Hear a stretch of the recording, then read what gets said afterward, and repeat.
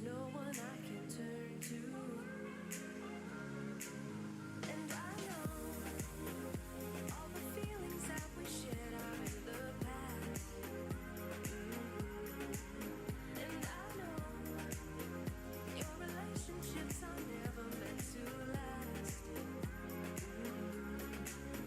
And I'll take some time, but I'll be alright. We're moving on. We're moving on. I know times are tough, but I've had enough. We're moving on. We're moving on. We're moving on.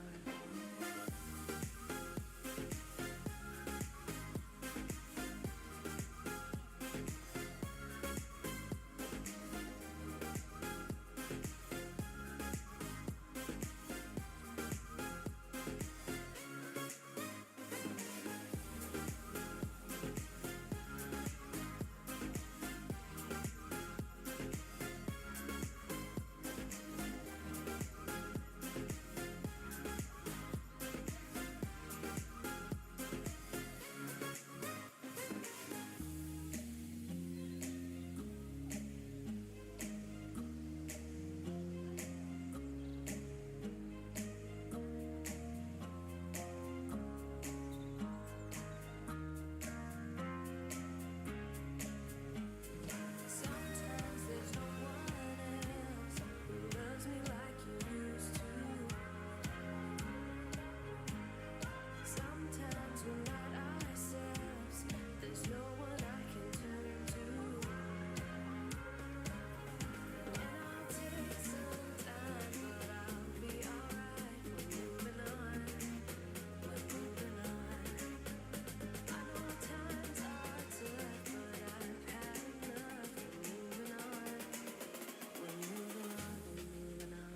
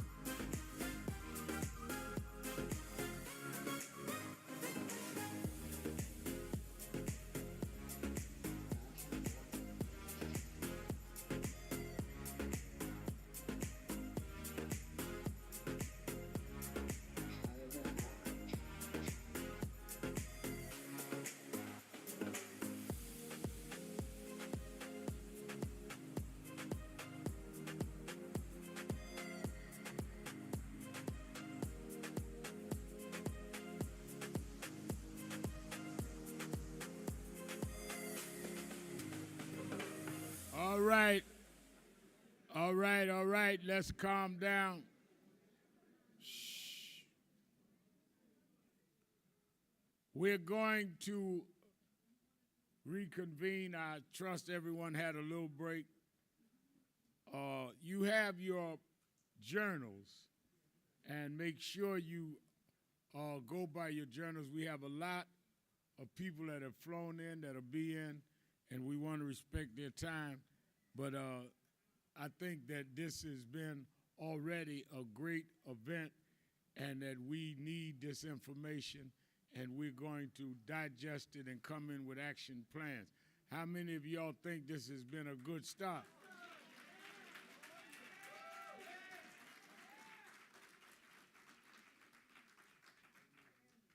And we are getting ready. We're going to hear from Congressman Suozzi, who is a candidate for governor, Congressman Suozzi. Then we're going to have how we deal with young people. And this, we have hip-hop legend Fat Joe's going to come and talk to you. Some of y'all used to vibe on Fat Joe.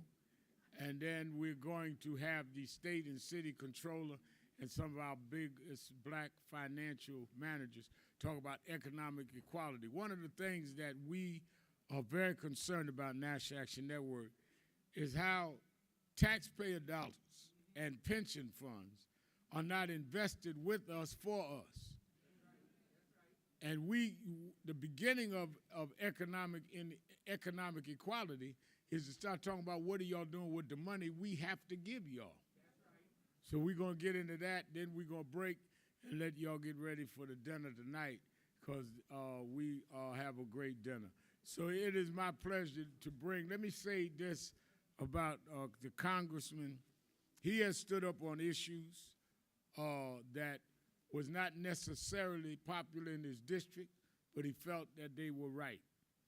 He was one of the early supporters of Eric Adams for mayor. When Eric came to the House of Justice, and you heard Eric say this morning he's a result of Nan, Tom Suozzi came with him when most people felt Eric was not going to win.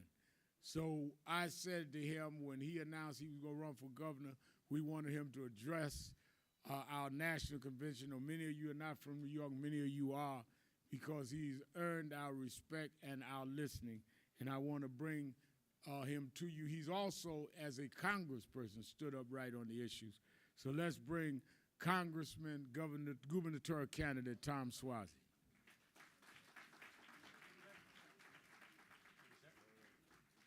Thank you, Rev. Good afternoon. Now, you're all here because you thought Fat Joe was going to be speaking now, right? I haven't even seen him yet. I can't wait to see him. Fat Joe, there's a woman named Ashanti. Who's ever heard of Ashanti? Well, Ashanti's from Glen Cove, where I'm from. When I was the mayor, I went to her Sweet 16 birthday party, and she sang at my first inauguration. So I'm excited to tell Fat Joe about that. I was just listening to one of his songs in the back. I really don't know his music that well. I don't tell him I said that, though. So listen, it's a great honor for me to be here. And Reverend Al, thank you so much for inviting me here. It means a great deal to me. And the big news in the world today is about Ukraine. And people are fighting and dying for freedom and democracy. Now, what is freedom and democracy? Freedom and democracy is politics. Everybody says, oh, I'm so sick of politics. I'm so sick of the politicians. But politics is what we're doing here today, where we're using our freedom and democracy to force our elected officials and the wider public to acknowledge the issues that we care about. Now, we can only do that here. You can't do that in Moscow. Could you imagine Reverend Al and the National Action Network in Moscow? Could you imagine Vladimir Putin coming to be a guest speaker at the NAN convention? I mean, you wouldn't invite him anyway, but I mean. So let's think about what politics is about and what it's worth fighting and dying for, to try and bring attention to the issues that people care about. So I just want to emphasize how important the work that NAN's done for so many decades to use freedom and democracy and politics to force the elected officials and the wider public to actually pay attention to the things that the people care about. So what do people care about today?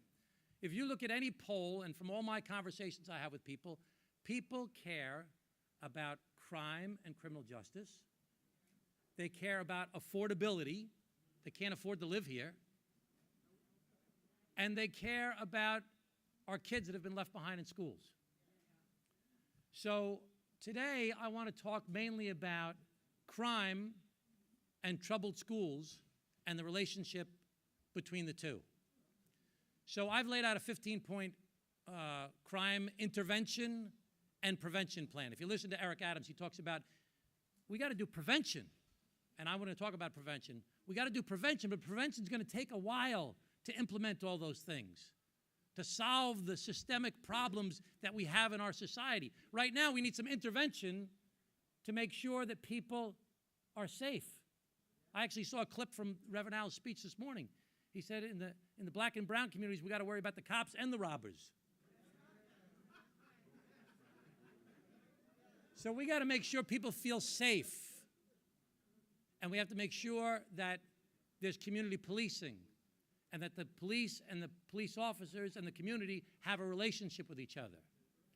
But I want to talk today about prevention. My intervention, you talked to Eric Adams, as Reverend Al said, I supported him very early on. He actually asked me to serve as his deputy mayor. I said, I'm not going to be your deputy mayor. I'm running for governor. I can do more to help you as governor and more for the people of New York City if I become the governor of New York State.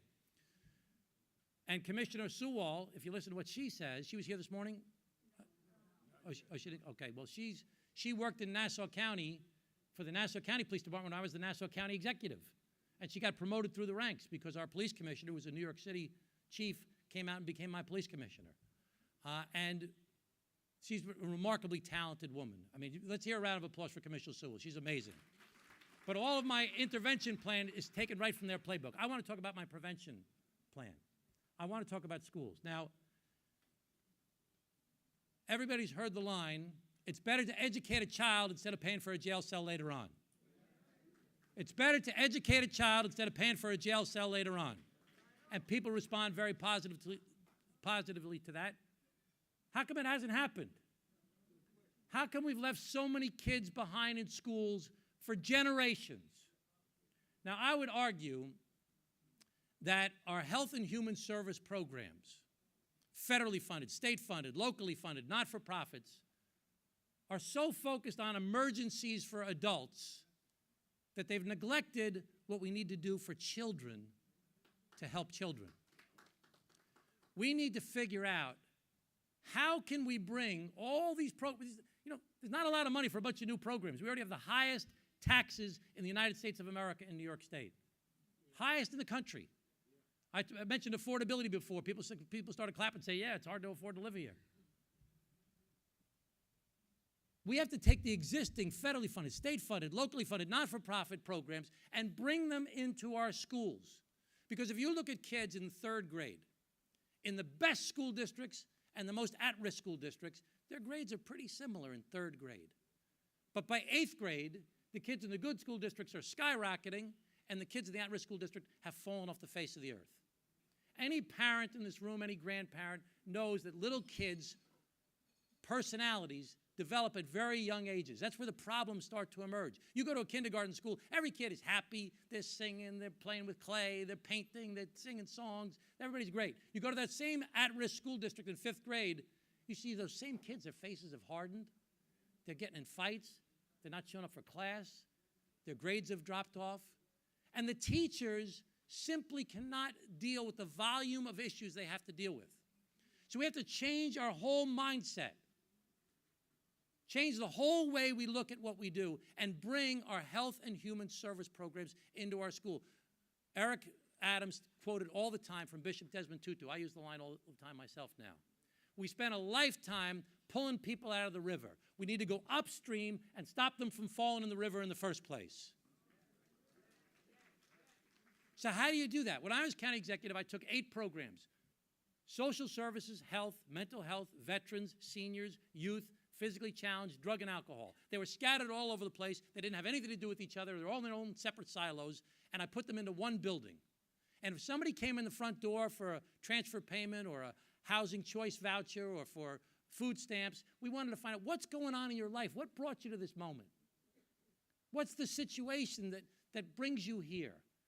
We did a thing called Case of the Week so we could develop networks to people to work across the silos to figure out, based on this one case, which we ended up making the whole program, how can we work together to solve problems? So the example I always give is about a senior citizen that's wandering around the train station. The cops pick him up. He's homeless.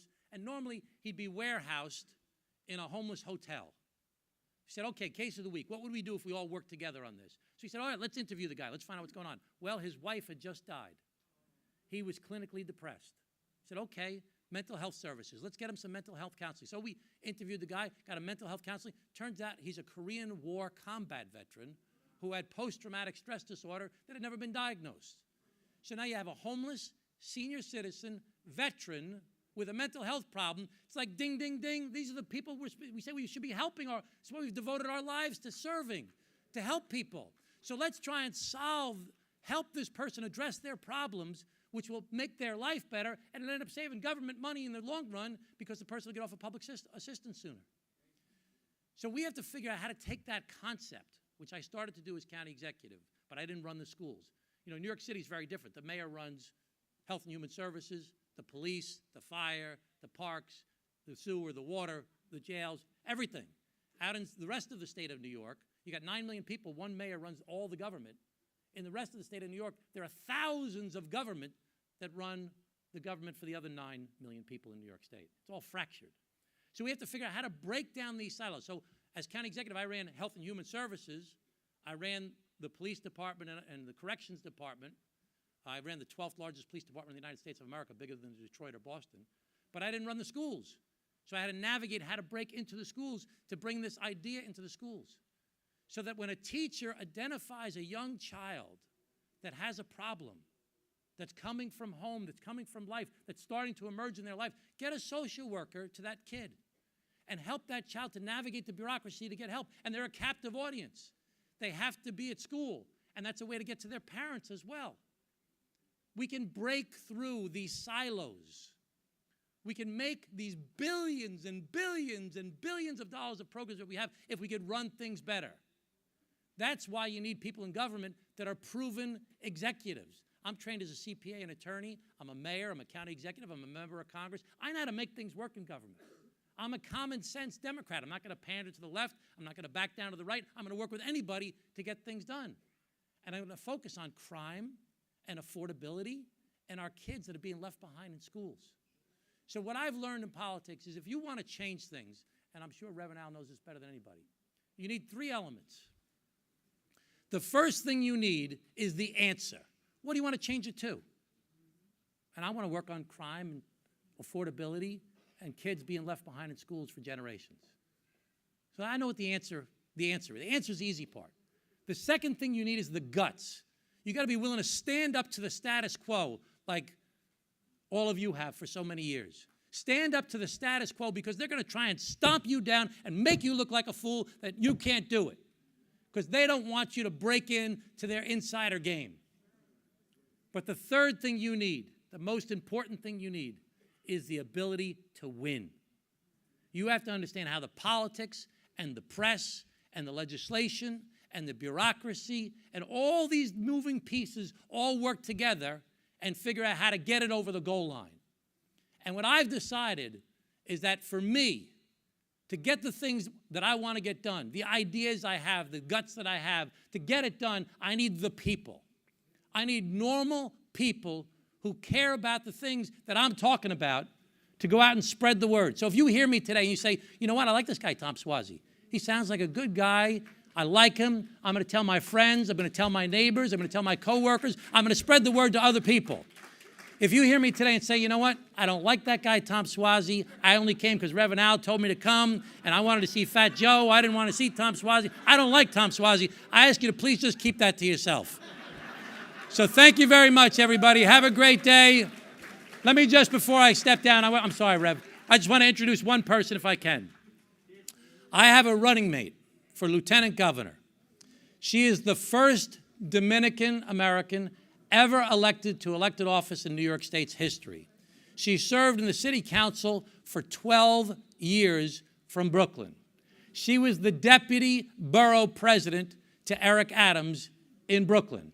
And when she's elected as lieutenant governor, she'll be the first Latina ever elected statewide in the history of New York State. Let's give a round of applause to Diana Reyna. Just say hello to everybody, Diana. Thank you so much, everybody. All right, give them another hand.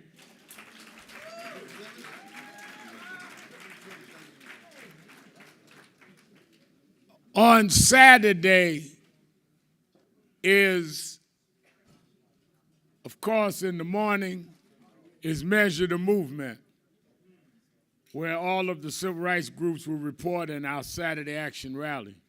But Saturday afternoon is our young people doing their panel on cancel culture. You know, they've got this thing now where they cancel you for anything. And they're going to have a big workshop. I want all the adults to come and support them. Because who decides who gets canceled? And who decides who doesn't get canceled? And who decides who draws the line? If we empower other people to cancel us, then they could inadvertently take away our power without our knowing that on some nonsense. And they wanted to address the young people being energized and part of the movement, and they wanted one of the heroes that I think is intergenerational, because many of us, young and old, have enjoyed his artistry and his advocacy. He couldn't be as sad that he said, but I'll come do Dan's convention, and he's here today. I know him as someone that was always a stand-up guy. You know, Ruben, come sit up here. You're a board member now. Get on the dais. Get used to sitting up on the dais. Ruben Diaz.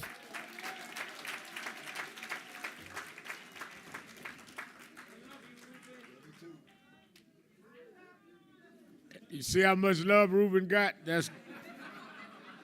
Ruben said you get that kind of love when you leave office. They don't say that when you... But let me tell you something. Many people reach star level and they forget where they come from.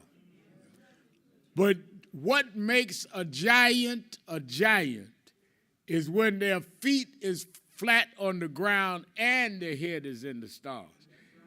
If you are somewhere floating around in space, you're not a giant, because we don't know how tall you are until your feet hit the ground.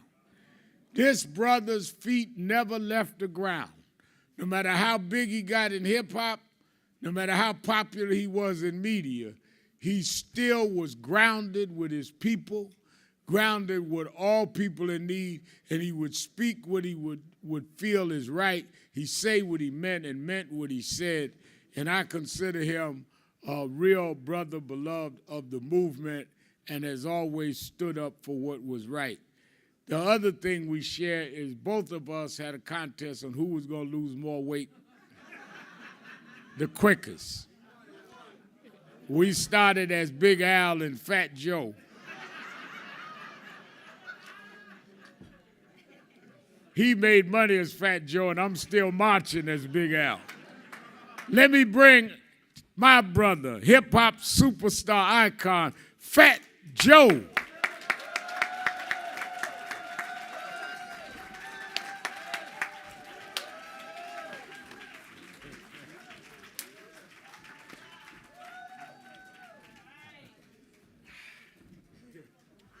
I'd like to thank Reverend Al for having me up here today.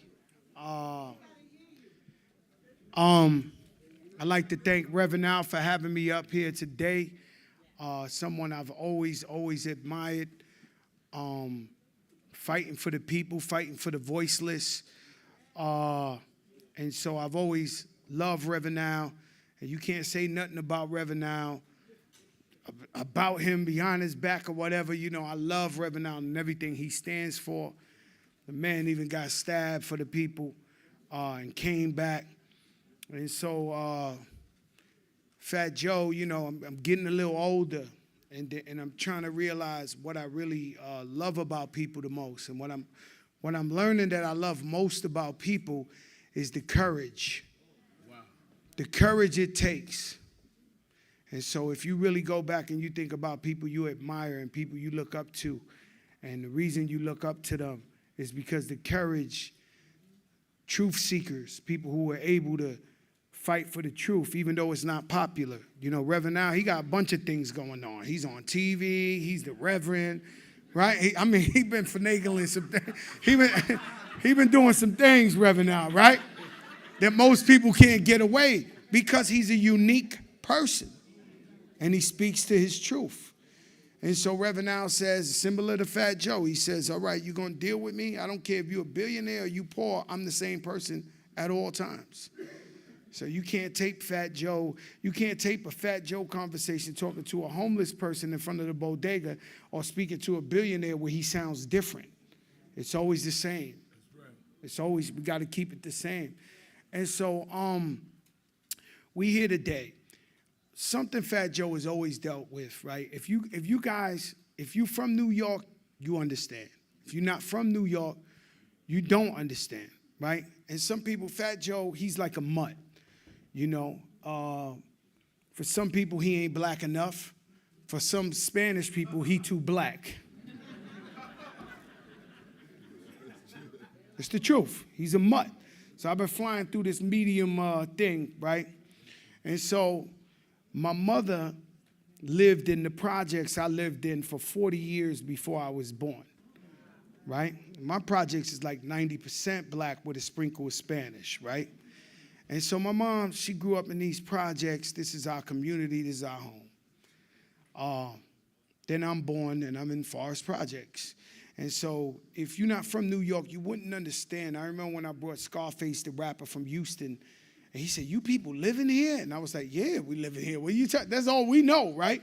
So they made these things called projects where it got 145. I don't know if you ever counted the projects, but my building has 145 apartments. Everybody at the time used to have 9 kids. It's a lot of people. Other parts of the world, people live in a single family home, 3 people, whatever. We live in 1,000 people, right? And that is got 20 other projects around. We 20 projects like this. And so growing up, we stacked up next to each other. You know, my father's Cuban. He's dark-skinned. My best friend that ever lived home, he Puerto Rican, he dark-skinned. My godfather, he was Dominican, he dark-skinned. I never seen no coloration. I never seen no color blind. I never seen nothing like this. It was just always, we won. And so I always understood that since I was young. And so I don't know what type of game, systemically or whatever the case may be, where they split the Latino and they split the black people. And I always understood that with us together, we'll be the most powerful and the strongest force.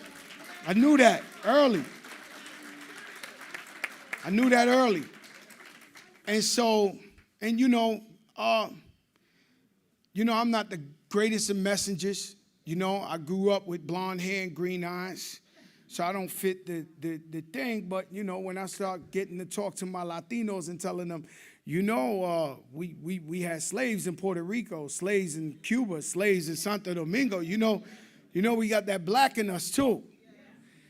I mean, that stir up a lot, right? Maybe if I look like Big Papi, the Ortiz, the baseball player, he could get away with it. But Fat Joe, oh, no, not the white Latino talking like this, right?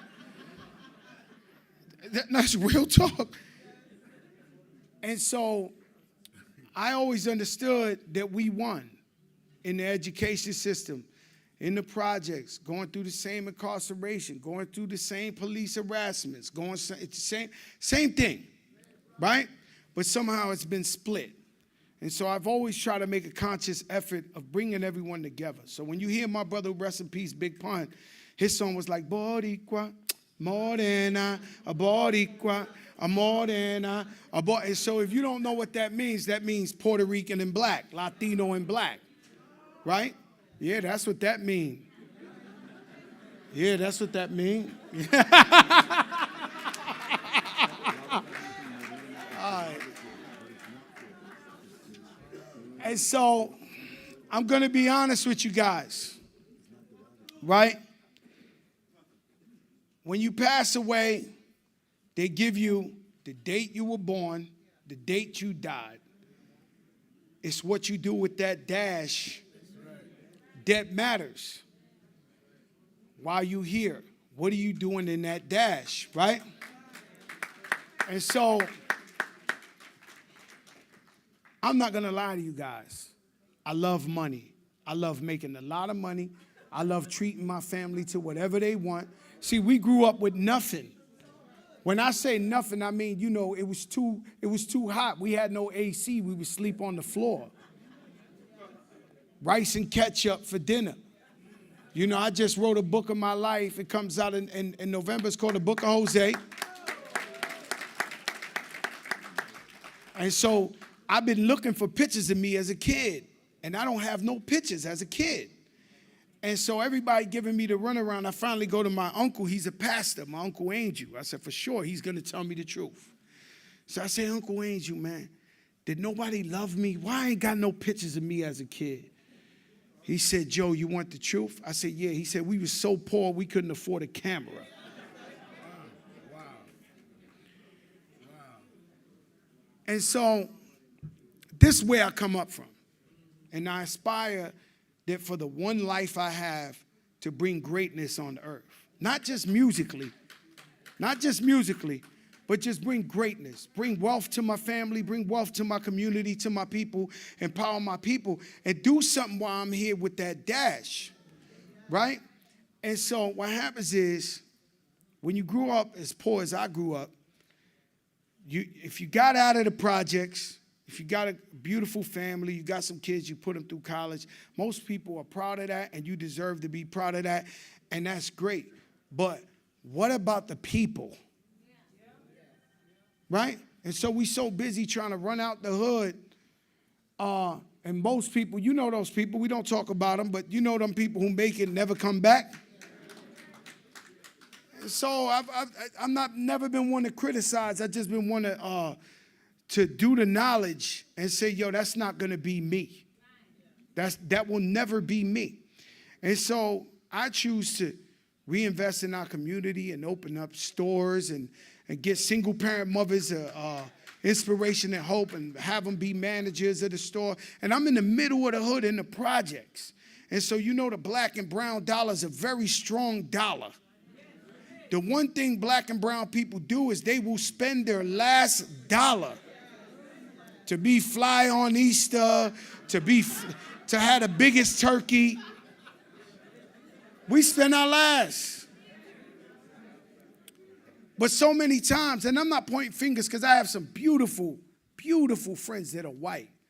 I just told you I don't see color. That's not what I do. I'm about humanity. If you're respectable to me, if you love my family and I love you, and it's sincere, then I love you no matter what race you are. That's just how I get down. And so we've been spending all our money, one curse, Reverend Al? And they've been treating us like shit out there, man.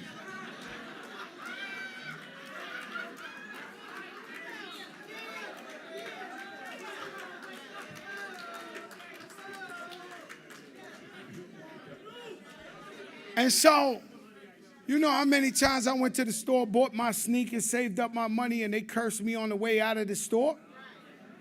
And so I said, no, man.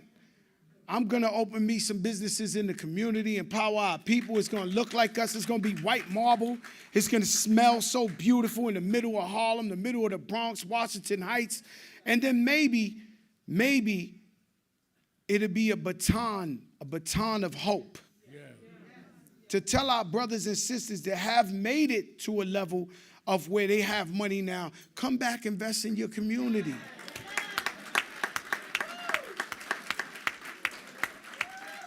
So we just opened a store in the Bronx, and we built a little schoolroom in there with computers for the kids in our community that don't own computers. They say virtual. Right. Most of the kids in the hood ain't got no computer. What's virtual? That's right.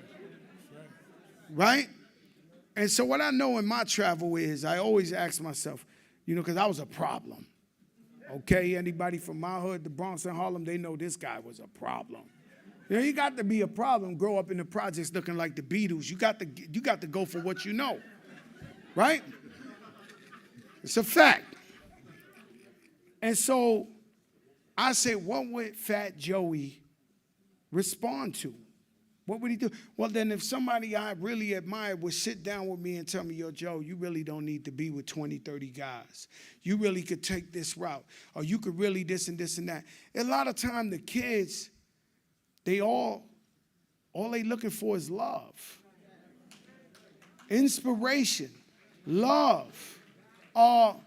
They ask me all the time, and this may be dumb, they be like, Fat Joe, you never got bodyguards. You know that. I said, man, I walk with God.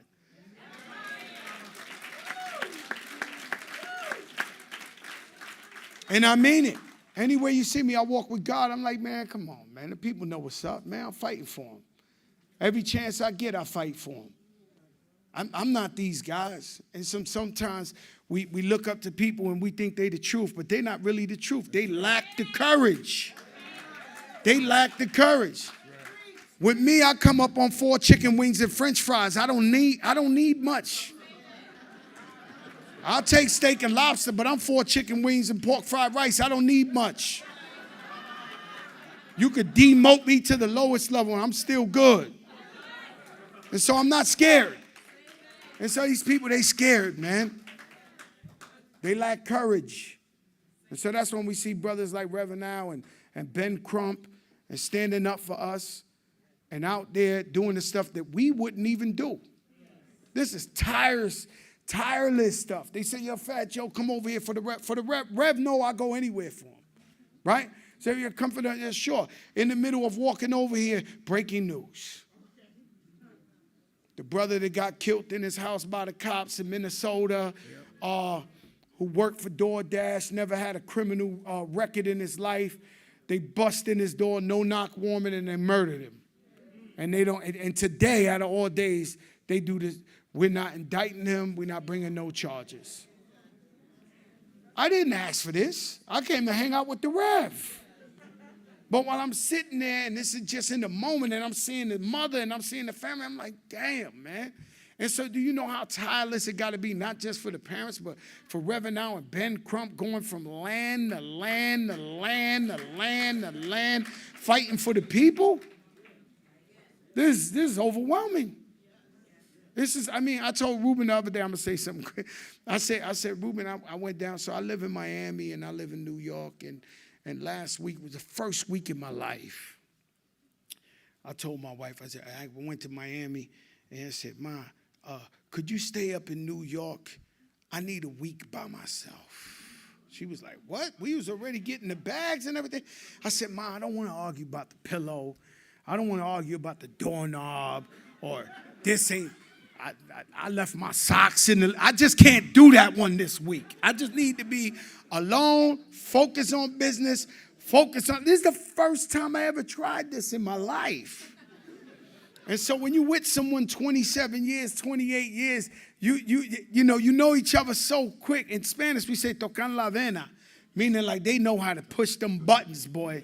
They start talking about your mother so quick, and it's on, right? And so last week was the first time I ever tried to recharge my battery and be like, yo, let me just sit in the couch, Netflix it up, and mind my business. And Ruben was telling me, because Ruben was a politician. Now he's a free citizen. And so, his wife, he said, damn, Joe, boy, getting tough for me with Hilda. I brought all the food. I forgot the fried beef. And she tore me up. Sometimes he forgot the carne frita. Sometimes, and I'll tell you something else. We might have different understandings, right? And so everybody who's in church, you follow the church, you do what you do, and there's nothing wrong with that. God is the most important thing in the world. He comes first, right? And so I call, the people in the church, they preach to the converted. Fat Joe preaches to the guy who really needed to hear something that was on the brink of losing his life and his family. And so when I sit with him on the corner and I start talking, it might be different. Fat Joe curse, he a little different, he's hip hop, he's not like, he don't meet all the requirements, right? But I try my best to talk to the youth and try to encourage them and let them know that they're kings and they're queens. And so, something I've always noticed, right? Like, so Fat Joe, this, believe it or not, this is normal, right? Fat Joe's the OG, he dealt with crime, he's a rapper, come talk to the kids, whatever the case may be. That's what's been happening in the world historically. Once you go to jail, once something happens in your life, now you want to talk to the people, positive, this and this and that. The way to get the youth is through the youth. The way to get the youth is through the youth. We need more leaders, 20 years old, 19 years old, 22 years old, who's in their own era. who's in their own era, who's living their life right now, to talk to them and say, listen, man, we got to make a change. When I look around and I think about the hip-hop industry, Jay-Z from the projects, the man's a billionaire, 50 Cent. You know, these are people who need to be praised for real. Like, I'm telling you, where they come from, 50 Cent got 20 TV shows. If it was Aaron Spelling, we'd be thinking he's a genius. Kid come from the projects and put out 20 TV shows. And if we talking about the projects, the whole thing is set up. The whole thing a trap. The project's a trap. Because if you've been in one project, you've been in one jail. Same wall, same water fountains, just without ladies. And so they lie to us and they tell us, yo, man, here's the project's supposed to be temporary. I'm not pointing my fingers at nobody. I got members of my family that have been in the projects 80 years. Yes. They almost think they own the place.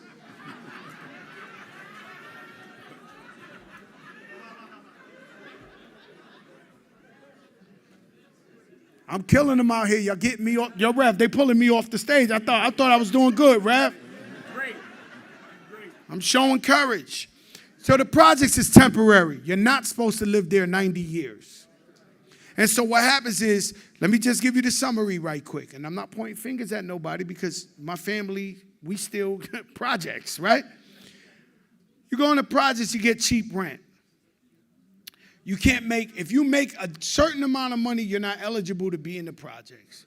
So what does that force you to do? Not aspire to be nothing, not trying to get no money so you can stay in that $57 a month project. Now, if you're a woman, black or Latino, and these kids need men in their life, if you have a husband, you're not eligible to be in the projects.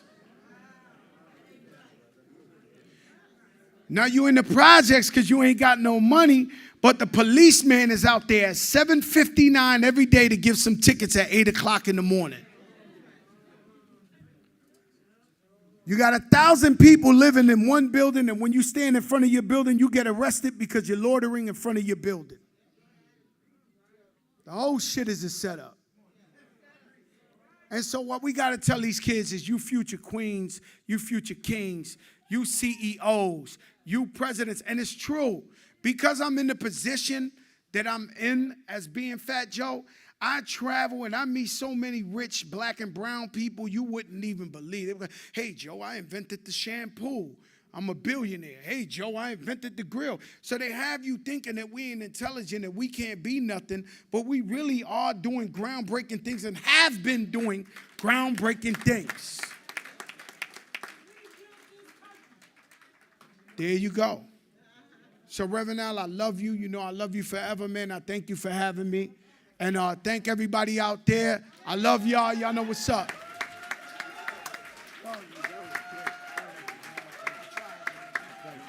Fat Joe.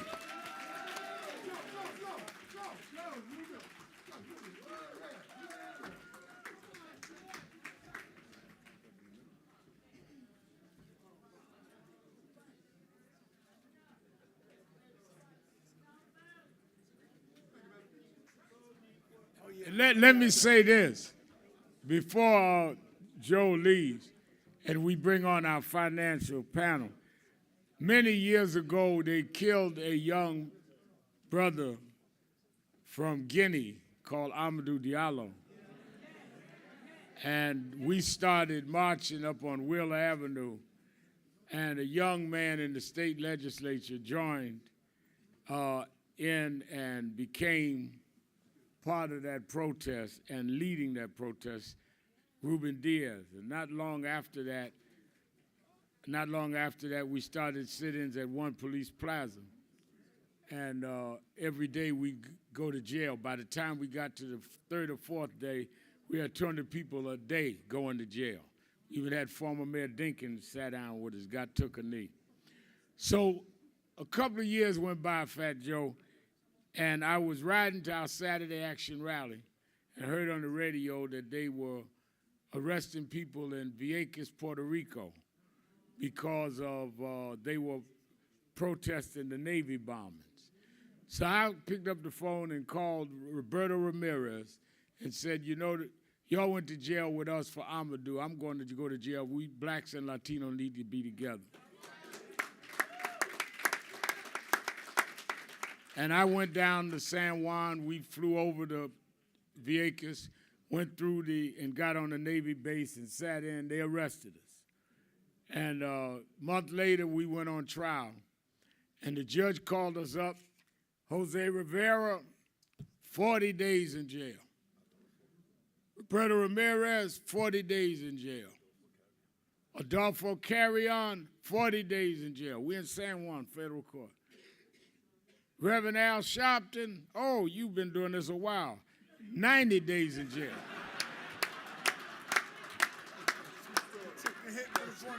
So I said, He took a hit for the Puerto Ricans, man.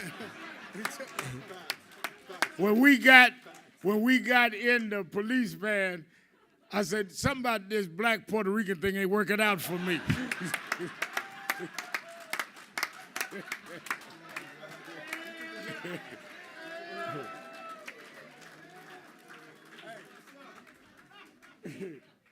Always remember, yesterday's price is not today's price.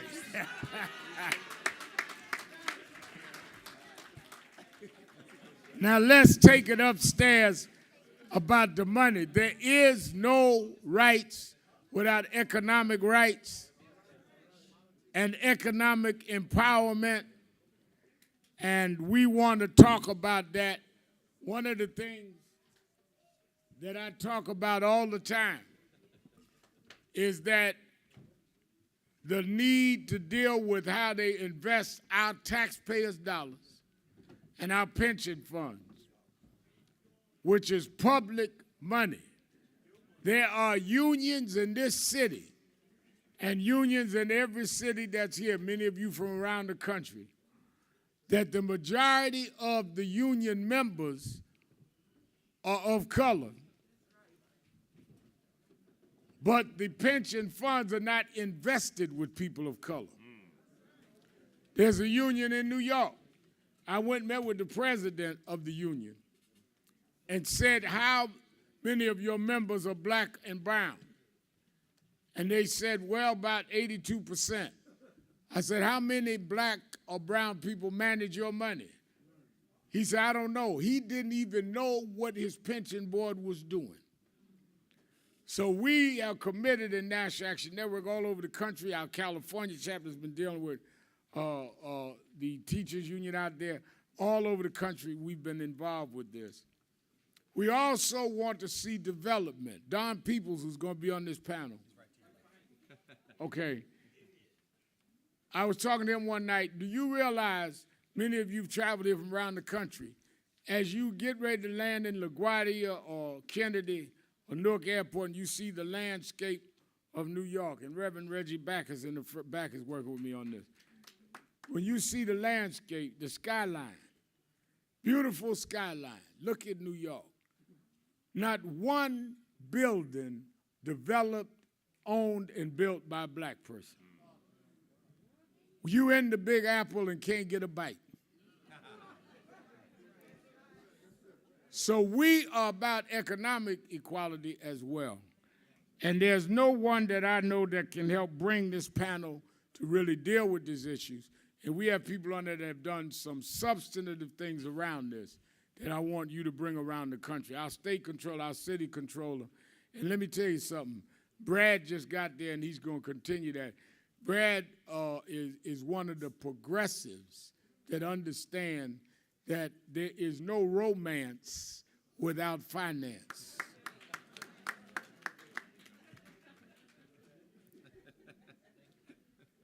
My wife's been telling me that. He said his wife's been telling him that.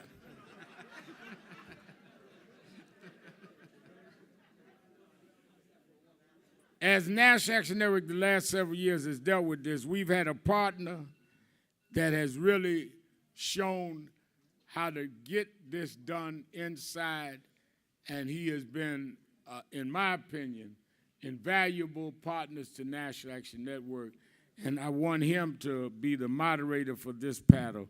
He's the CEO and president of the National Association of Investment Companies, my friend and brother, Brother Robert Green. Good afternoon, National Action Network. Come on, y'all. I grew up in the Baptist church in the South. You can do better than that. Many of your relatives are down there. Good afternoon, National Action Network. Good afternoon. There we go. There we go. So growing up in the church, in late October and early November, who comes to visit us at our churches? Elected officials, right? We're used to seeing elected officials. We see mayors, we see city councilmen, we see governors. But I've always been fond of something Rev said a long time ago. We need to see the people that control the money, right? Your mayor doesn't control your money, right? The mayor can get potholes fixed. The mayors can put people on school boards and other boards. But it's that special title, controller that controls the money. And I'm proud to tell you all today, and for many, many years, ever since I've been coming in before, Rev has always been able to get both controllers, the controller for the city and the controller for the state. And between the two of them, they control some $700 billion, right? Why is that important? You're going to hear a lot today about money. And money, we know, is an important battlefield. Unfortunately, for most of us, our people came to this country as capital. People came to the country as capital. But those of us who took economics and civics in school learned that the economic system is what? Capitalism, right? There's a lot of power in that ism. And the power in that word is what happens that you control versus what controls you. So if you didn't know, the greatest wealth in the African American community, sorry, Rev, is not in the black church. Churches got wonderful buildings and great bank accounts in many places. It's not in black banks. And for those of you all who want to say it's in housing and real estate, it's not. The greatest wealth in the African American community is controlled and managed outside of the African American community. It's controlled in America's $73 trillion pension system. And yet we don't spend any time talking about controllers. We don't spend much time. Our conversation about pensions is, did my check come on time, right? That check coming on time is a promise. It's going to happen, right? There are a lot of layers that make sure that check comes on time. But the people who lose sleep over it every night are to my right, right? So with that, we're going to talk. We're going to have a full conversation. We've got investment managers. We've got Steve Kamek and Don Peoples going to talk about private equity and also going to talk a lot about real estate and development. We even have folks from our federal government, Carrie Lee from MBDA.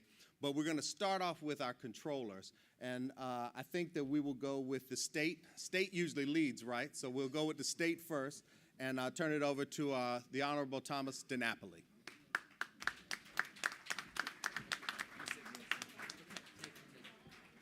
Good afternoon, everyone. It is great to be back once again at NAN. Thank you, Reverend Sharpton, for inviting me once again. It is great to see my former colleague and your board member now. I don't know, Fat Joe said you used to be a politician? You're forever a public servant. Ruben Diaz Jr., give him another round of applause. It's great to be on this distinguished panel and great for the first time to be with our new but already a veteran city controller, my colleague and counterpart, Brad Lander. We've talked about this issue in the past, and Rev, from my first days of being controller, you and I talked about this. I remember when you visited me in our office when we were back on 3rd Avenue. And as I've mentioned when I've spoken on similar panels in the past at NAN, when I started my tenure as controller, a little bit of a process of getting beat up to get the appointment. Ruben Diaz Jr. actually was one of the colleagues in the legislature who challenged me and said, Tom, if you're going to become the controller, what we keep hearing is that it's a closed shop when it comes to opportunities for black and brown and women-owned firms to do business with the state pension fund. And unless you're part of that existing network, there's no opportunity, no access. And I made a commitment to Ruben and to my colleagues in the legislature who had confidence in me to do this job. And I made that commitment to you, Reverend Sharpton, as well, that we were going to try to change things. And I'm pleased to report to you that it is still a work in progress, but we have made great progress in New York State. We have a strong team that manages our MWBE program, our Emerging Manager program.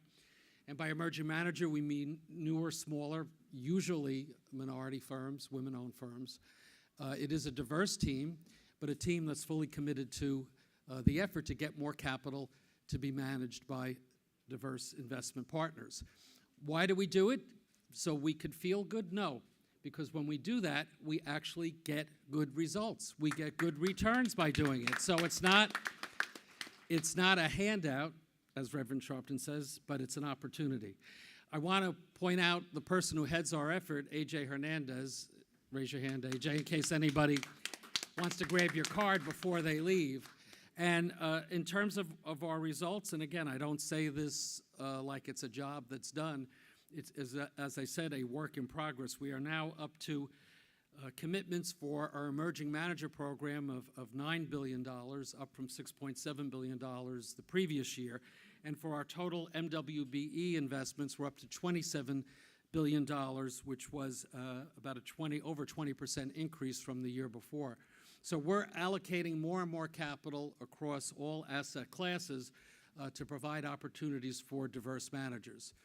I think it was at last year's panel, or maybe it was the year before, I don't remember, maybe Robert remembers, Robert Smith was on the panel and pointed out the opportunity that he had to be successful with Vista Equity Partners has given him the opportunity to give back to the larger community. And the kind of philanthropic investments he makes in black and brown communities is only possible because of his success, and we're proud of that. But what we're also trying to do, particularly in the wake of the reckoning that we've all gone through, especially after the George Floyd killing, is to recognize that it's not just about wealth and empowerment for black, brown, and diverse managers. It's also about looking at how our capital can be transformative in the neighborhoods. So we have retooled some of our programs. We've always had programs geared for small business lending with a particular goal for lending to women and minorities. But we've decided we need to be more ambitious about our platforms and our opportunities. So in November of last year, we launched a new program targeted for small business lending in disadvantaged communities, largely in New York, not exclusively in New York, with Altura Capital, which is a Hispanic-owned firm. We have two other opportunities in the pipeline. I can't say who it's going to be with yet because AJ and the team are finishing up the due diligence. But we're very hopeful that we're going to finalize in the next couple of weeks an opportunity with a community-based financial services firm, minority-owned, I believe, based on who the finalists seem to be. It'll be African-American owned. Don't hold me to it yet because we haven't signed the papers. Again, to focus on small business lending opportunities in disadvantaged neighborhoods. And then also to the point that Al made, and I know Don Peoples is very interested in this, real estate has been, for us, a bit of a struggle in terms of getting money out the door. So we are working on structuring an incubator program where we would seed a firm, preferably minority-owned firm, that would then take a GP, a general partner position, to create opportunities in black and brown communities for real estate investment, to help seed those real estate entrepreneurs that want to start up and want to hopefully one day build those big buildings that Rev spoke to before. So the bottom line is what we are doing is allocating capital and looking for new vehicles and innovative ways to get money not only into the hands of investment professionals that are diverse, be it black, Hispanic, Native American, Asian, all the different categories of diversity, but also looking at ways in which we could also more directly impact on communities and on neighborhoods. And as I said, the bottom line is the results have worked out well for us. Does everybody that comes in the door that wants to manage some of our money get a yes? No, because we have to make sure that it meets our needs, it fits in with our asset allocation, with what our programs are trying to achieve. But we work very hard to get to yes, and that's why every year we have an Emerging Manager MWBE conference. We do it in conjunction with Black and Puerto Rican Caucus Weekend, which usually is in February. As you know, it's this weekend because of COVID, everything had to be changed. But we kept our conference. It's been virtual the past 2 years because of COVID. But AJ and his team had over 1,000 investment professionals, some that already have a relationship with us, many who are looking for a relationship with us, who participated in that conference, who built relationships, who learned what they need to do to access our capital. So I'm committed fully to ensuring that that $27 billion that I indicated that we have thus far gotten allocated to women and minority-owned firms, that in no way is the ceiling, it's just the floor. We look forward to doing more and having more opportunities to help build wealth, not only for diverse managers, but also trying to strategize on ways that we could help empower communities as well with our capital. So I'll end it there. I know we have others to speak, and I look forward to the dialogue as well. Thank you very much.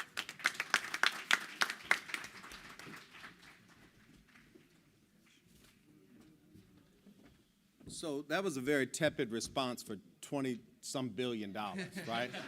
Can we do a little bit better for 20-some billion dollars?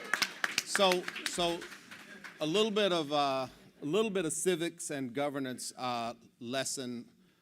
Controller DiNapoli is a sole trustee. He's a sole trustee. So upon election, all power as the fiduciary vests with him, right? So this is a single decisionary point. And if you ever wanted to know, I think we all understand the power that National Action Network and Reverend Al Sharpton have when someone is murdered in the streets.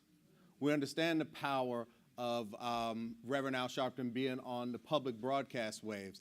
But when you're a sole trustee, to have someone with a voice and a reputation as strong as Reverend Al Sharpton's, it goes a long way to helping you make decisions that are favorable. He has favorable news in this room, news that you can clap for and nod your head about, not because he's a sole trustee, but because he listens to people like Reverend Al Sharpton. So I appreciate what they're doing.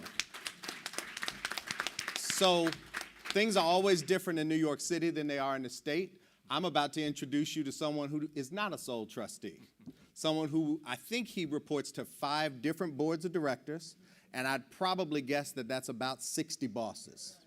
Okay, so the Honorable Brad Lander is the new controller for the city of New York.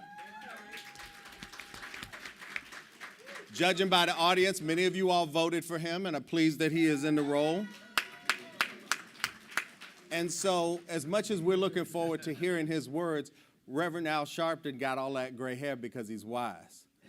We're going to help the new controller understand how important this issue is to you all. And when we get to Don Peebles and we talk about, we want to see buildings with companies' name on it, with people who live in our community, who are hiring us, and who are giving us opportunities to grow. We want to see more of that happen. So with that, I am proud to introduce my friend, the Honorable Brad Lander.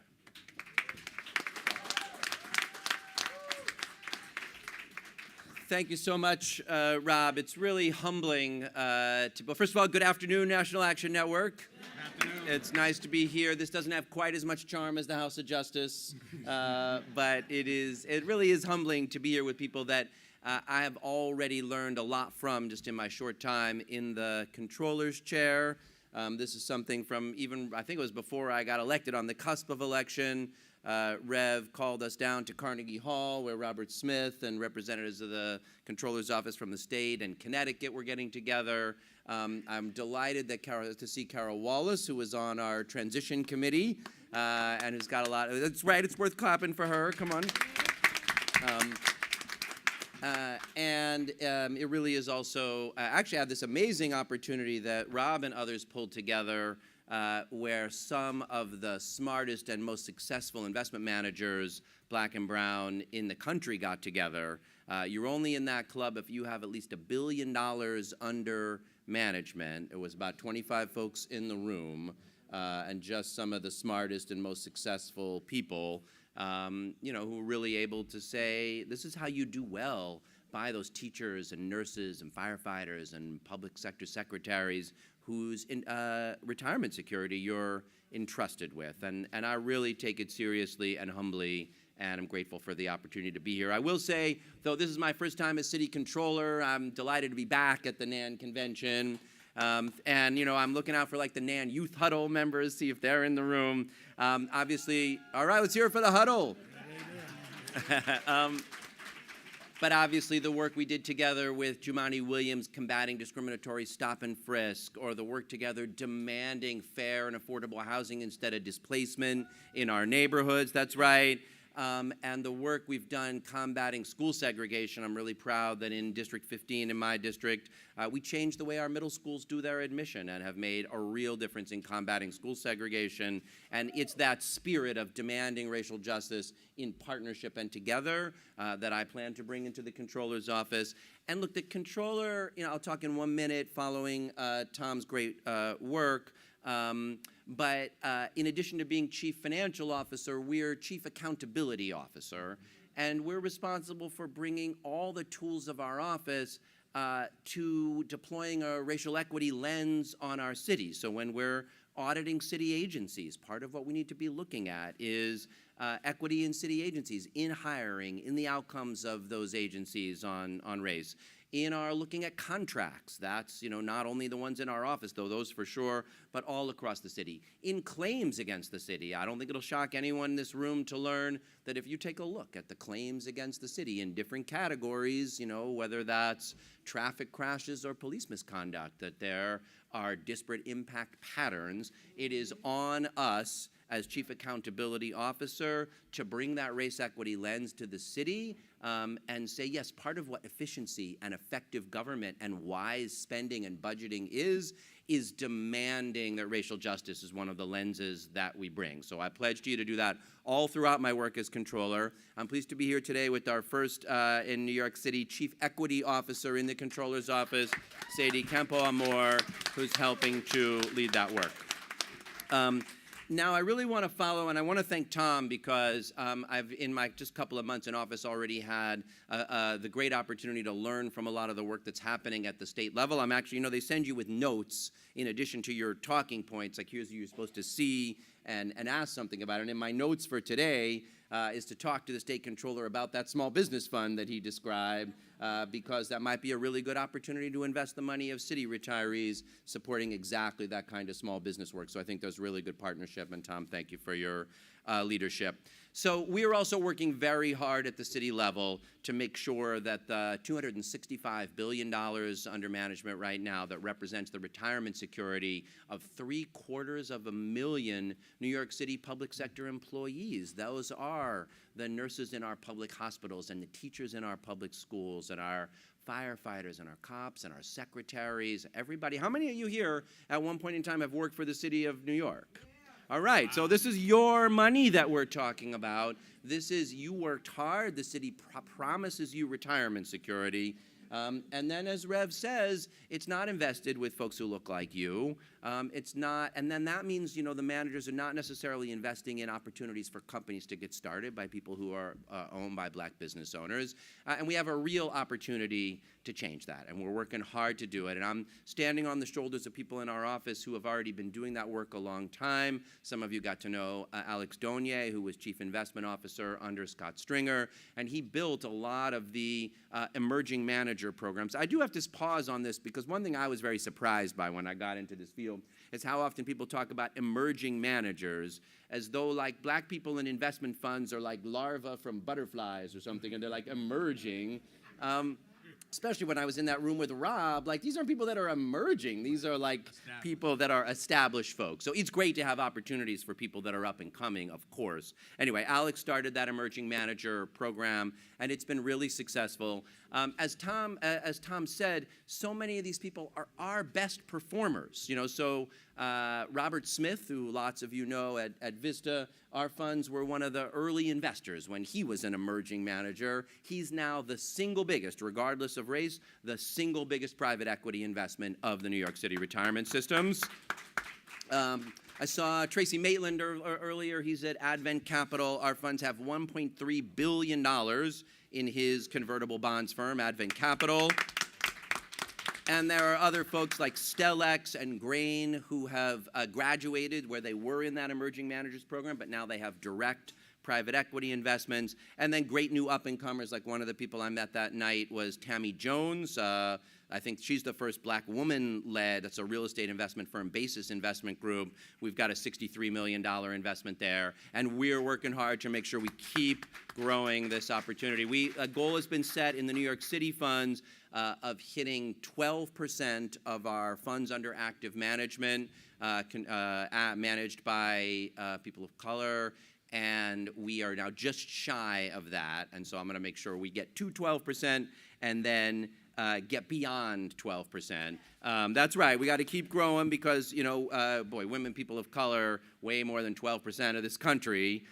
So that is a thing we really have to be working on. And I'll just add on one final point, because on the one hand, as Tom said, this is because if you are not employing the full diverse talent of this city, of this country, then you can't possibly expect the best returns. So it's just a good old plain, if I want the best returns, I got to be looking for the best talent across all people, and I can't afford to miss anyone.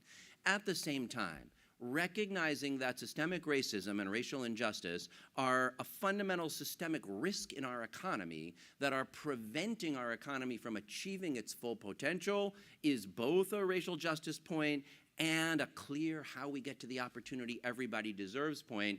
And what they call it in investing, when you think about your sort of responsible investing approach, is ESG.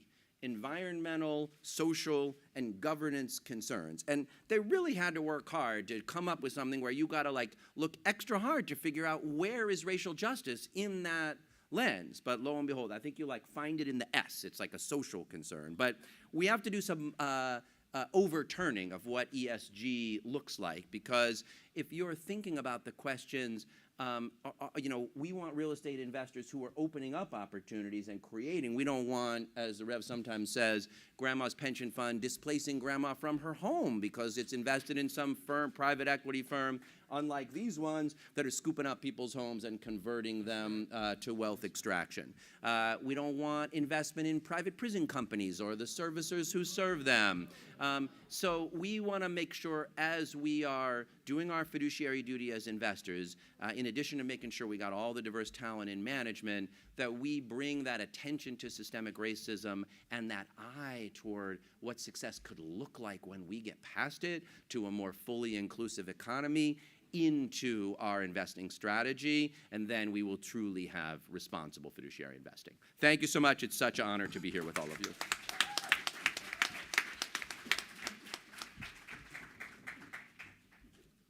So, with the war going on in Ukraine, we've heard a lot about sanctions, correct?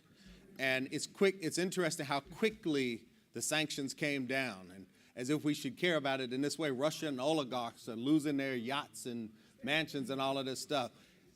As Arsenio used to say, doesn't it make you go, that people were investing in Russia before they were investing broadly in this city with people of color? That's right. Right? So as they lose that money, wouldn't it be interesting if that money were reinvested in black and brown communities?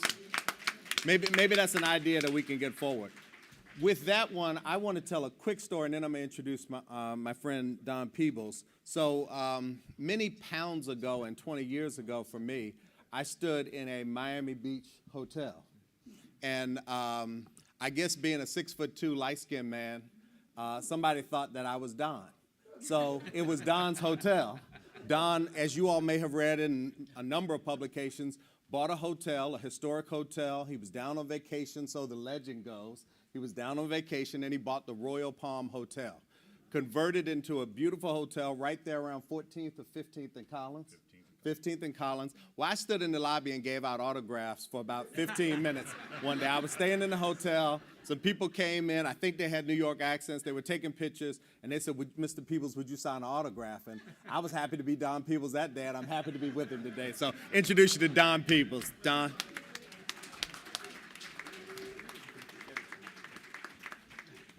Well, Bob, thank you. I hope you didn't sign any checks while you were there as well. If I did, they cashed. Yes, they did. What's an interesting perspective, that hotel that Bob's talking about is the Royal Palm Hotel in South Beach. And it was, unfortunately and fortunately, the first major hotel in the United States to be developed by African Americans. That opportunity, though, didn't come without a fight. The hotel industry, and I'll tell you a little about the hotel industry because it's in my blood. First time I ever came to New York City, I was 13 years old, and it was 1973. And I stayed in this hotel with my mother. And the reason we stayed in this hotel is we got the family discount. And the family discount because my grandfather was a doorman at the Sheraton Hotel in Washington, D.C., and where he worked for 41 years. And that industry is supposed to be a place of limitless opportunity. However, when it came to black people, that was not the case. So when I built my first hotel, I made a point of doing something different. But the NAACP under Kwesi Mfume started a boycott. One, they did a report card system for all of the hotels in the country, all the hotel operators, and how they dealt with black people. And it turned out that all of them had an F, except Marriott, which had got like a C minus. And that started bringing these hotel operators to focus. Now, my hotel opportunity came because the NAACP and other civil rights organizations and business organizations boycotted tourism in Miami. So in the 1990s, because of the disrespect they gave to Nelson Mandela, they boycotted. It cost the city of Miami over $200 million. And that made a difference because they hit their money. And as a result of that, they settled it by having a commitment to support a black-owned hotel. So I got to build that opportunity. But just to tell you, doing something with less, as we all learn to do throughout our lives, right? And our grandparents and our parents had to do more with less. My next-door neighbor, a friend of mine, Jonathan Tisch, built his hotel. He got a subsidy of $62,000 per room. It was about a $62 million subsidy. I got $23,000 of subsidy per room. Still, I built the hotel. When I sold it, it sold for the highest price ever of a hotel in Miami. And so I'm proud of that. But I think I heard the controllers, and I made some notes because I had some remarks I wanted to talk about. But I think, as Tom said and as Brad said, both are good friends and good advocates. There's a lot more to do, right? Because I operate from a simple perspective. In order for this democracy to survive, it's got to be fair. And right now, it's not. And let me tell you some statistics. There is $69 trillion invested in venture capital and private equity. $69 trillion.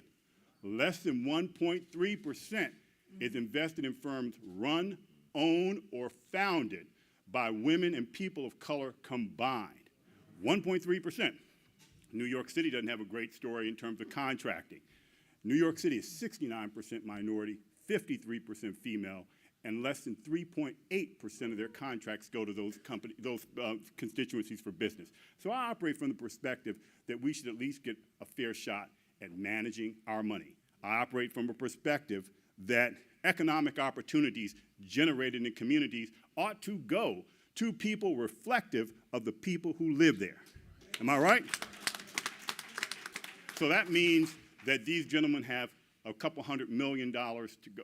Actually, they've got about $5 billion to go in the state and about $20 billion in New York City to start making us to get to some parity. But I run a company, and right now we have $8 billion of projects in development. $8 billion around the country. We just got awarded 2 weeks ago a major project in Boston. And what that state did is the governor there, a Republican, by the way, made a decision that 25 points out of 100 of every grading criteria would go to equity ownership for minority firms. Not emerging firms, but minority firms. And as a result of that, my company won the rights to do a major life science building there. So while I am critical of the unfairness of our system, it represents a great opportunity because we've got a lot of room to grow. There is so much talent in our community, so much aspiration and so much opportunity. And if we want to address crime and we want to address criminal justice system, if we want to address affordable housing, the way to do it is give us some opportunity. Because as your mentor said, I don't want nobody to give me nothing, open the door, I'll get it myself. Am I right? So let me tell you what you get when you invest with black businesses. When you invest with black businesses, you get something like my company. So 35% of all of our $8 billion of contracts will go to minority firms. That's $3.5 billion of contracts to black and brown businesses. That changes things. And I have a real estate dream because I came here and I owe the presence of my company in New York really to one person, and that's Reverend Sharpton. Reverend Sharpton took me up in 2010 to the Grand Havana Club, and we looked out at the Manhattan skyline. And he took me over to the window and he said, "Look at that. Look at all those lights." And not one of those buildings owned by a black person. Not one. And he said, "You need to come and do something about it." So I'm here and I got a dream.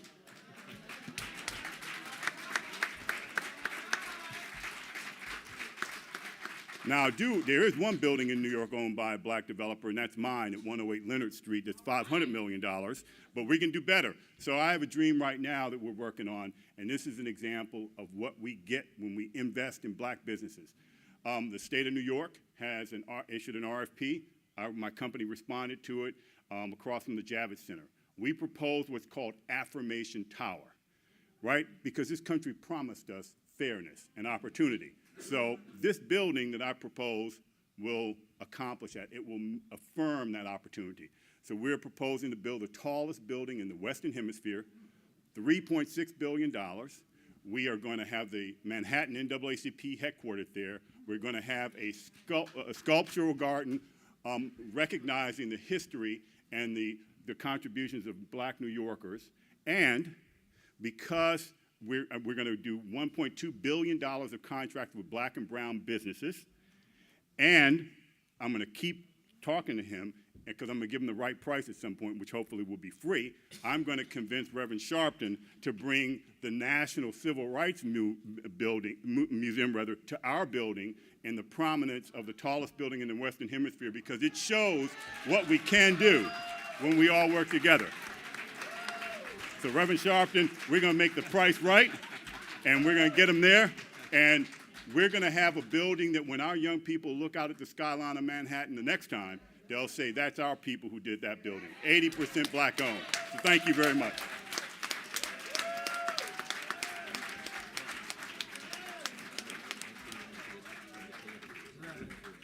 Well, they keep making it harder and harder. You got to get up here behind Fat Joe, Reverend Al Sharpton, $700 billion, and Don Peebles with the tallest building. Another big round of applause for Don Peebles and the serious work that he's doing. So Don represents best-in-class real estate, but if you think about a pie chart, there are asset classes, and there are different types of things you can invest in. There are stocks. There are bonds. You've heard us talk about private equity, hedge funds, more active management. So I'm going to bring Steve Kamick up now. Steve works for GCM Grosvenor, which is a manager that has done more investment in African American, Latino, and Asian businesses than any other firm in the country. So I want to bring Steve up. Let Steve talk to you about the good work that they've been up to and what are some of the trends and things that he's observed in the marketplace. Steve?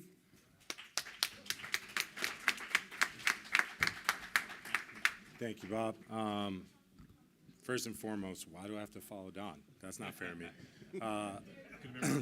The first thing I'll say is like it warms my heart, first and foremost, to be in a room with so many black and brown people who are focused on bettering their lives and the lives around them.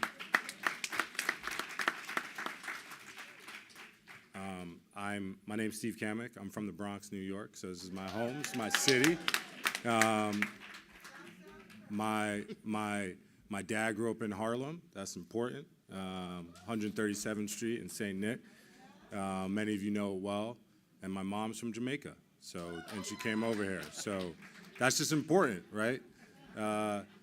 So I guess I got to talk about what I do all day. So first and foremost, GCM Grosvenor is about a $72 billion asset management firm. We invest solely in the alternative investment space. That's a combination of private equity and public equities, so think hedge funds. And we do about $45 billion of that is on the private equity side. as Bob mentioned, we've put about $7 billion to work since 2005, supporting women-owned and minority-owned firms. And we couldn't do that without the people in this room, the people on this panel. And we're excited about that. I say it all the time. As a kid growing up in New York City, and as I started the journey of, hey, I want to work in finance and eventually private equity, if you told me that one day I'd be part of a team that was going to put $7 billion and counting to work with people that look like me, I would say, I don't know if that dream is going to be realized. But we've made a lot of progress, and we're going to continue to do it. And one of the most powerful things, if we look at the year of 2021, about 70% of our private equity activity across the board, whether it's large, small, medium size, has been with women and people of color. So we had a really exciting year, and we're excited to continue to do it. And on a trailing 3-year basis, 40% of our investment activity has been behind people of color and women. So it's very much part of the ethos of our firm, and we're not done yet. We got a lot more to do, so we're going to keep working at it. I think importantly, when we think about this marketplace, you all are hearing it every day. There are things that scare you, and they quite frankly scare me, and it's my job not to be scared about it. But, you know, Bob talked a little about, you know, obviously there's a war in Ukraine.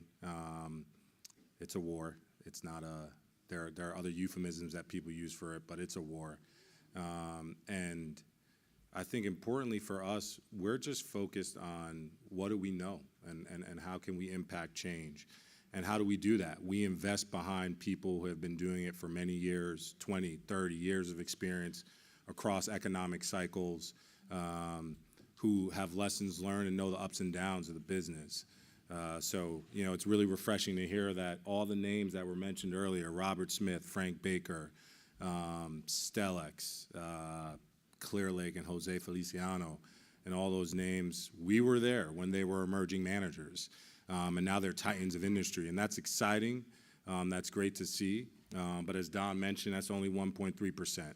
We can do better, and more importantly, we have to do better, and we will. So we'll keep going on that journey. But I think one of the greatest things about what I get to do every day is that there's always opportunity, regardless of the market that we're in. And there's going to be ups and downs. I was listening to Fat Joe speak. Again, why am I on this, like, within an hour of Fat Joe speaking? But I think, you know, one of the things that he said, you know, just about the struggles that people go through and coming through that. And I think importantly, whatever walk you're going through at this point in life, right? Life is not up and to the right. People are in different stages. Some people are having their sort of happy period, and some people are going through some trials and tribulations right now.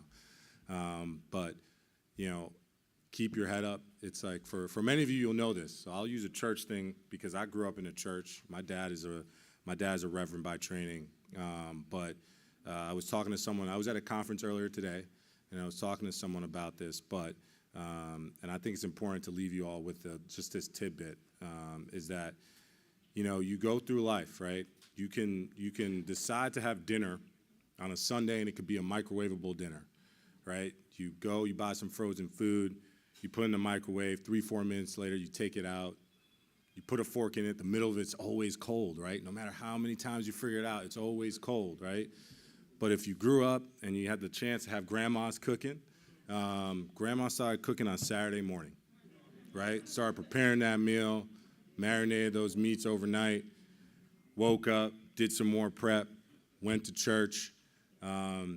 You come home, she's doing some more prep, and then around 5, 6 o'clock, you sit down and you have this wonderful meal, and you talk about it for literally the rest of your life and how much you miss grandma's cooking. Why did I tell you that? I tell you that because it takes time. You know, it's progress. It's not going to be tomorrow. So whatever, you know, is going on in your individual lives, your community around you, keep fighting the good fight. Reverend Al Sharpton has been doing it for his entire life, and he's still here. He's still standing. He hasn't been deterred. So I think we all need to continue to do that. And just, you know, I got to talk about something about being a fiduciary. But I think importantly, you know, I know there's a lot of young people in the back of the room. You know, keep fighting for your dreams. I think there's a lot of opportunity that's going to come to you down the road, but do your part. stay focused, stay in school. Education is the key. And then maybe one day you'll be standing up here like me, fortunately, to talk about, the different things that you do in the investment landscape. But, sorry, I have the bully pulpit, so I had to say that. I think those things are important. But, there are many different ways that we invest as a franchise. We invest in primary fund managers like a Robert Smith and a Vista Equity. We also have a large co-investment practice where we invest in those companies alongside the managers. We put about $2 billion to work every year. And similar to that number I gave you before, about 50% of the capital that we deploy on that co-investment business is alongside Black and brown-owned managers. So we're seeing a lot of exciting investment opportunities with folks that look like the people in this room, and don't let anybody tell you anything otherwise. Because it's true, we're putting pension plan capital into it. I think a round of applause in order for New York City. They helped put us in business in 2005. As it relates to our diverse manager platform, $300 million there. They had the foresight to say that, hey, investing in diversity is simply good business. There is an altruistic element to it. There's nothing wrong with it. But at the end of the day, people are out here making money. And we all know everybody likes money. So, the point being is that we have more work that we need to do. I'm happy to talk to anybody about what we do all day long, but that's a 6-hour conversation as opposed to a few minutes. And we're excited about the opportunity out there in the market. I'm encouraged by the number of people in this room. I was really encouraged by the gathering that I was at earlier today, just how many thought leaders there are in the space that look like the people in this room. So I'll step off the podium, but I would really like everybody to just give a round of applause to themselves, because we can't do it without you all.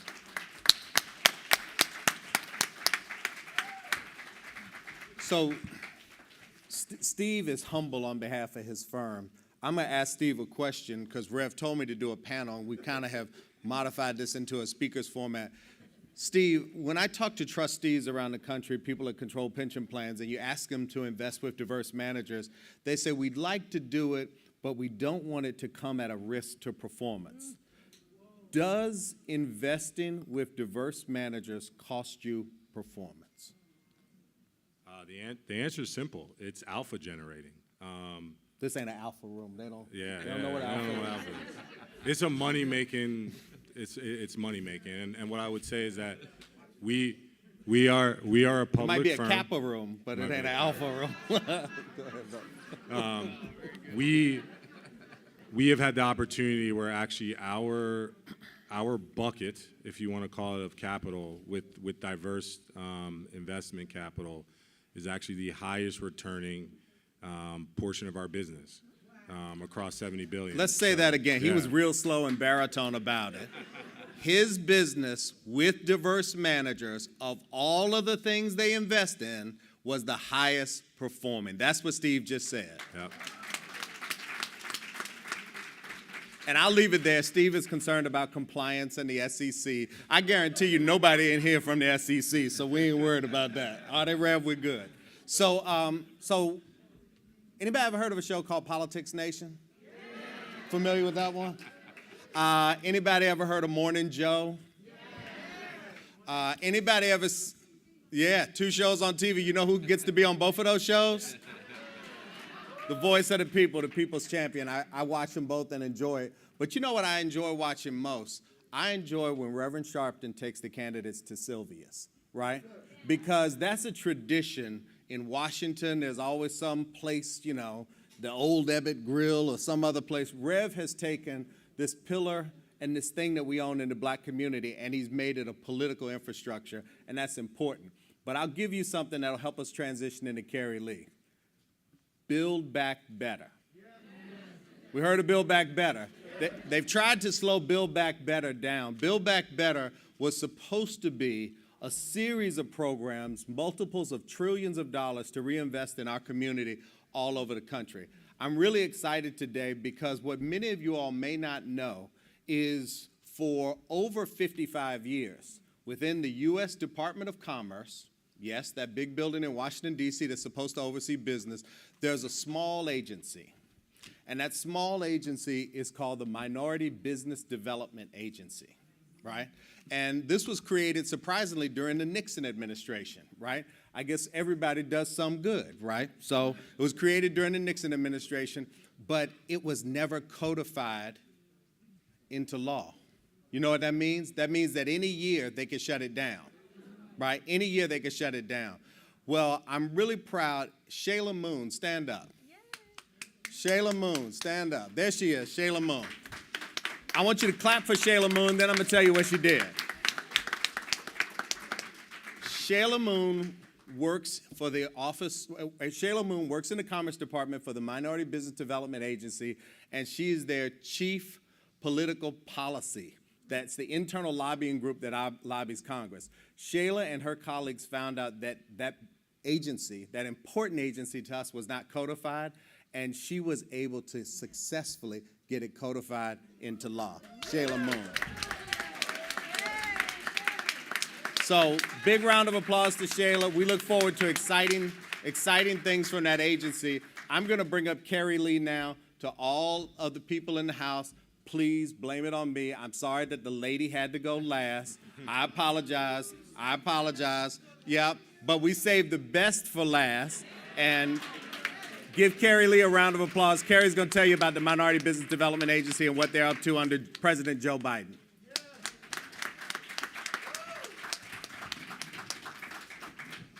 Bob stole a lot of my thunder because I wanted to celebrate our federal champion, Shayla Moon, for getting us here today.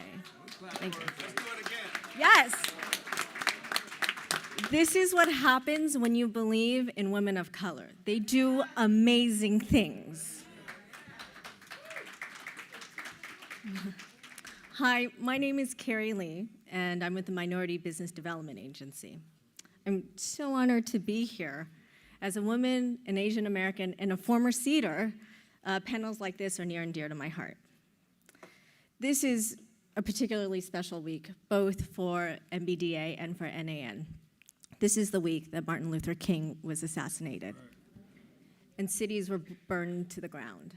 MBDA actually came from the ashes of that, because if you wanted to rebuild back these communities, you had to make sure Black communities were financially resilient.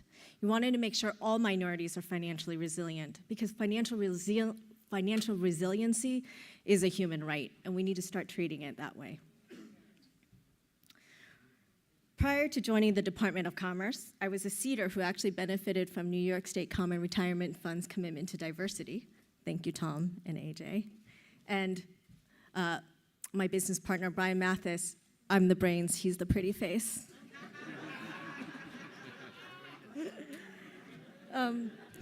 With New York State Common Funds, with New York State's allocation, we invested in other emerging managers, and they launched their companies and in return hired more minorities. Now, this is a statistic that I stole from Kara Wallace, but just to show the ripple effect of supporting minority businesses, I am told that in the outer boroughs of New York City, 70% of minorities are employed by other minority businesses. That is compelling. And my experience investing only confirmed what I already knew in my gut. Marginalized groups were delivering outsized returns to their investors and to their communities. Listen, as we grapple and recover from COVID-19, women, especially women of color, are driving innovation, economic recovery, and job creation for so many people displaced by the pandemic. However, access to capital is just not keeping pace. For example, despite having historic numbers of women of color become entrepreneurs and founders, they receive less than 0.5% of venture capital money. How is that even possible? I will say, just from personal experience, I once sat on a panel with a bunch of non-minority, non-female investors, and a woman pitched makeup for women of color, and someone turned to me and said, "Why would that even make money?" So, diverse opinions, diverse backgrounds is really helpful. This is where institutional investors can make a huge difference. As institutional investors, allocated managers, there's a real opportunity to generate return and social alpha. I know we're not supposed to use the word alpha, but social returns. And it's really nice to be on this side of the table and not asking for money. So, if I may, 2 pieces of advice for the wonderful controllers, honorable controllers here. There is so much talk about technical assistance given to minority businesses, which is all well and good. But minority businesses are not remedial. Let us start educating the decision makers, right? The people on your investment committees, your consultants that you hire, the people who do due diligence, they need as much technical assistance as we do as well. And one final point, being a minority is not an investment risk, and I just want to highlight that. So, thank you so much.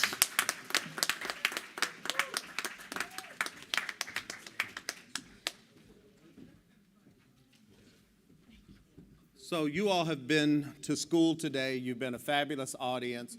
I don't want you to ever again look at the names Goldman Sachs and Morgan Stanley and all of these firms and believe 2 things. One, don't believe that they're not connected to our community, because if they're not investing in it, they're certainly making money on us.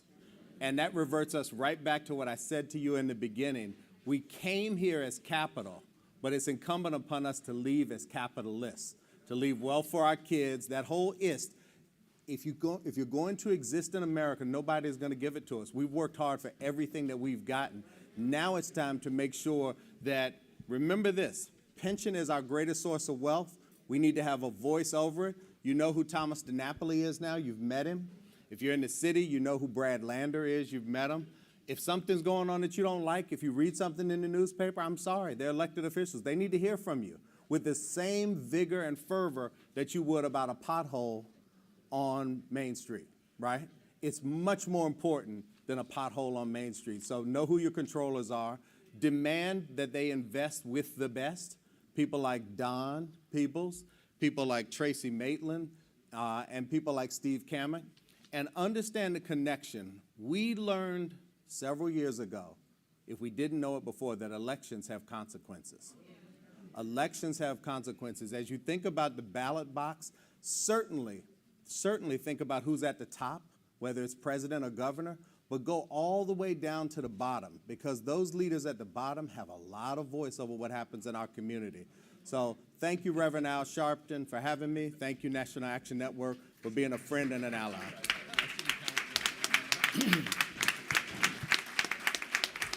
Thank you. Give a hand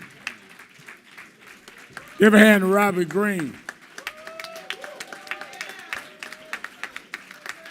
We're getting ready to let you get ready for the dinner tonight. Let me say this, 3 things in closing. One of the things that we are going to really be even more aggressive about is economic equality.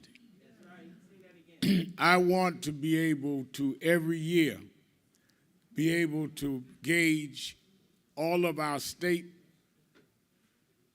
chapter leaders that I introduced this morning. I think we have 31 chapters already here.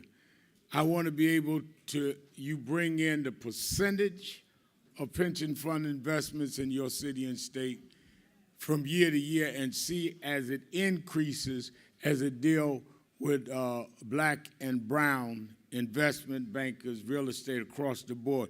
You heard our state controller here, DiNapoli, talk about the increase. We need to measure the increase. We don't need people coming by the church 30 days before the election, sing Amazing Grace and say, I'm doing a good job. We need to be able to know the measure. Secondly, we need to know the people they're dealing with. One of the reasons why it's so important just in our New York circle, Reverend backers, that they work with the investment bankers and financial managers and all that Robert talked about, is these people are sensitive to the community. So when he mentions Robert Smith and they mention Tracy Maitland, these people also support the community. We are not about just getting some Negro rich. We're about people that'll work in the community. I don't care whether a guy gets a new yacht. I do care.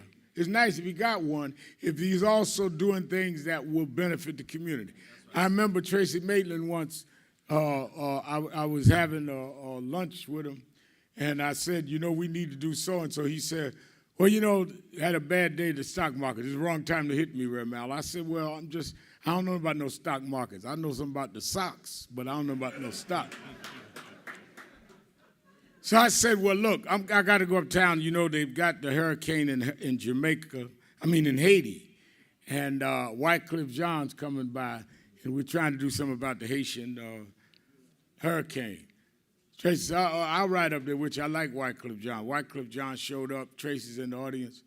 And Wycliffe Jean started showing all of the victims of the hurricane and said that he wanted people to give clothes and donations. Tracy jumped up and said, I'll give $250,000. I said, what about the stock market? You just told me you couldn't buy a table to the dinner for Nan. But these are the kind of people that are sensitive.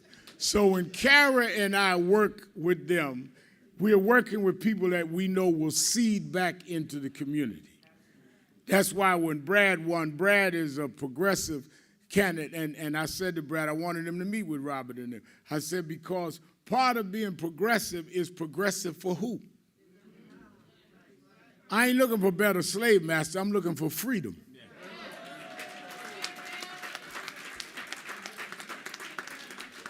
And a lot of our people that we're electing know how to talk better to us, but don't do business with us. You cannot be progressive about policing and regressive about finance. So we're going to be just as dramatic about how people spend it. That's why I'm on the NFL. That's why I'm on the NBA. It is a crying shame we do not own teams, yet we're the consumers there.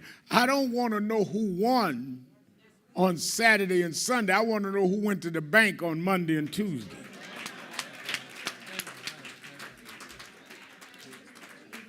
So that we're going to announce it right now. We're going to have a measure every year where we want the chapters come in and say, my state pension funds did this.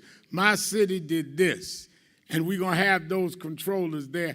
And we're going to deal with some of the real estate stuff. We got to start measuring where we're going. Everybody in business deals with plans, profit, loss. We deal with passion and emotion. And we've got to measure past that. So I thank Robert Greene. He's been a great partner. I thank those that have supported us. I thank you for being here. And I thank all of our panel.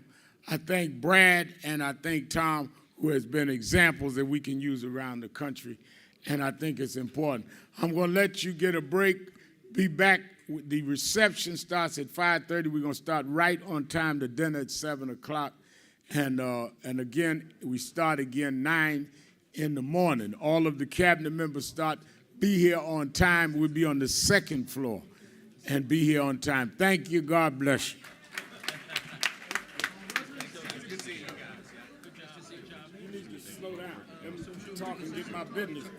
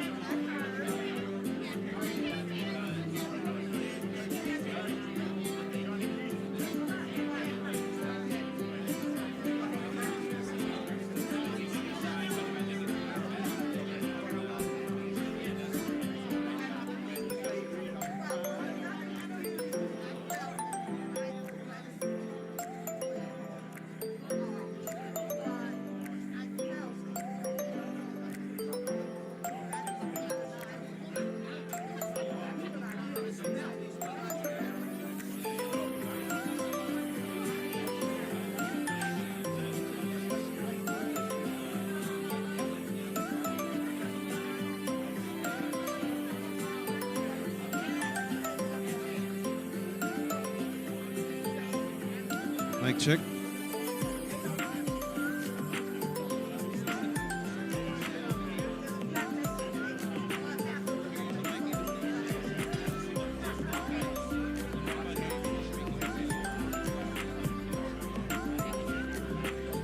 Hello, hello, can I get your attention, please? Someone dropped their passport. We're going to have it at security at Lost and Found. So if you have lost your passport, it will be at security at Lost and Found. Thank you.